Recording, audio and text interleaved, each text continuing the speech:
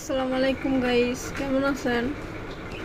এই যে দেখেন আমার মুরগিটা, একটা মুরগি আছে মাশাআল্লাহ, বড় হয়েছে। একা একা থাকে। এই যে দেখেন, এই দেখেন আমার একটা টুনটুনি আরেকটা টুনটুনি ধরতেছে।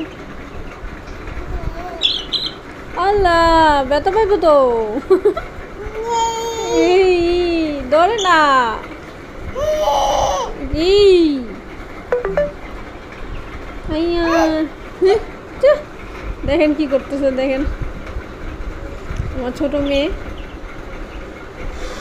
আম্মু ধরে না। ও